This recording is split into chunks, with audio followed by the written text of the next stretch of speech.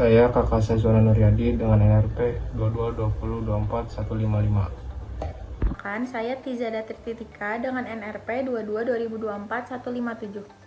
Perkenalkan, nama saya Asis Sutremardika dengan NRP 22 2024 152. Nama saya Samudra Rizky Maulana dengan NRP 22 2024 145. Perkenalkan, nama saya Dika Wiratama, NRP 22 2023 138. Di sini saya akan menjelaskan latar belakang tentang Bank Sentral Asia atau disingkat sebagai BCA. Menara BCA adalah gedung pencakar langit di Jalan MH Tamrin, Jakarta Pusat, Indonesia. Gedung ini memiliki ketinggian 230 meter, terdiri dari 56 lantai yang ditempati sebagai kantor pusat Bank Sentral Asia. Bank Sentral Asia berkomitmen untuk meningkatkan inisiatif berkaitan dengan pilar-pilar environmental, sosial, dan governance atau disingkat sebagai ESG dalam upaya pewujudan Sustainable Development Goals atau disingkat sebagai SDGs dan upaya berbasis ekonomi hijau. Gedung Wisma BCA Forest dapat dikategorikan sebagai infrastruktur berkelanjutan karena mengimplementasikan prinsip gedung green building yang telah diakui dengan bukti beberapa raihan prestasi. Salah satunya sertifikat Green Building Level Platinum dan Green Building Council Indonesia atau GBCI untuk kategori Existing Building pada 2021. Selanjutnya ada indikator-indikator penting. Yang pertama itu ada penurunan konsumsi energi listrik tahunan. Gedung ini menggunakan automation sistem dan kaca double glass low E, mampu menurunkan konsumsi energi hingga mengurangi beban EVAC. Hal ini penting karena sektor bangunan menyumbang sekitar 36% konsumsi energi global yang menggunakan panel surya yang mendukung transisi energi ke sumber terbarukan. Selanjutnya yang kedua ada efisiensi konsumsi air.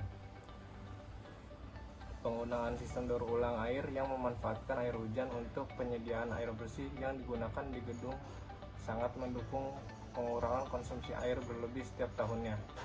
Selanjutnya yang ketiga ada kemudahan akses fasilitas umum dan transportasi untuk transportasi umum dengan jumlah banyak. Gedung ini didesain untuk memudahkan masyarakat dan pekerja kantor untuk menggunakan transportasi publik yang sangat berguna bagi masyarakat, terutama kaum penyandang disabilitas, juga mengurangi ketergantungan terhadap penggunaan kendaraan pribadi. Yang keempat ada efisiensi biaya operasional. Dengan berbagai penggunaan inovasi teknologi pada gedung seperti automation sistem, double glass low E, panel surya, dan lain-lainnya memungkinkan untuk mengurangi biaya opsional pada gedung ini. Selanjutnya yang terakhir ada sertifikasi. Banyaknya penghargaan dan pengakuan infrastruktur berkelanjutan pada gedung ini menjadikan bukti bahwa gedung tersebut telah mencapai standar sebagai infrastruktur yang berkelanjutan.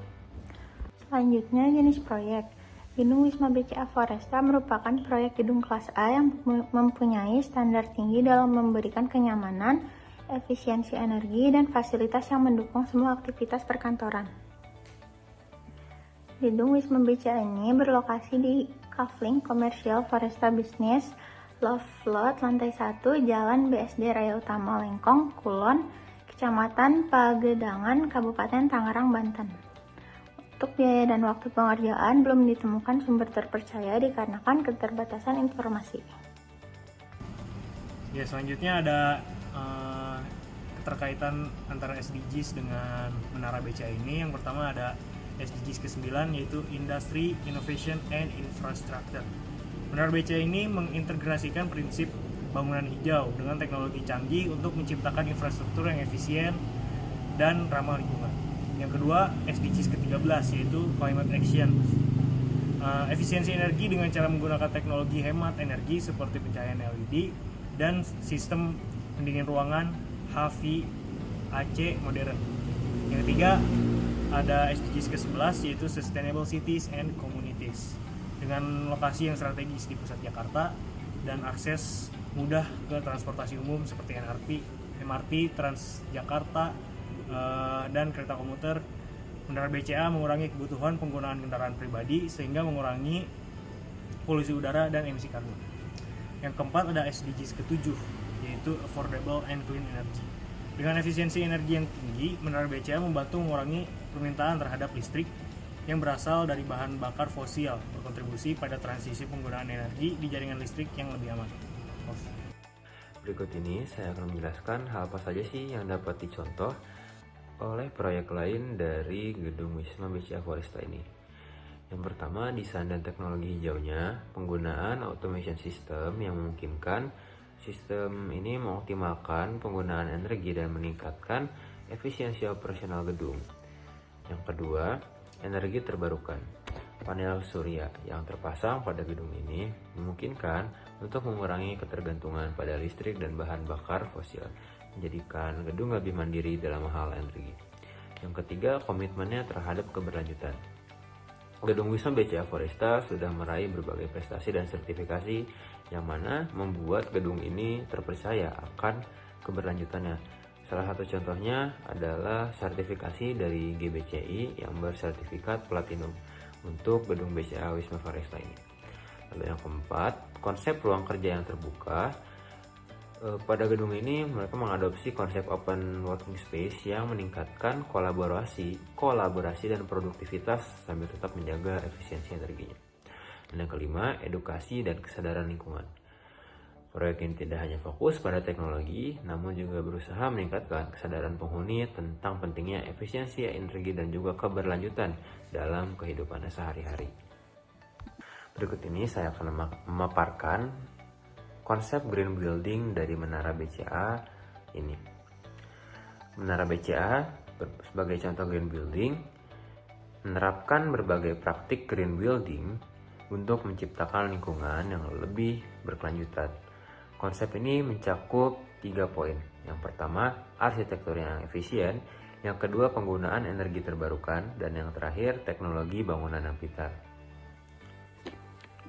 Semua ini dilakukan karena komitmen BCA yang bertujuan untuk menjadi bank yang berkelanjutan dan inovatif, sejalan dengan tujuan pembangunan berkelanjutan pada Indonesia.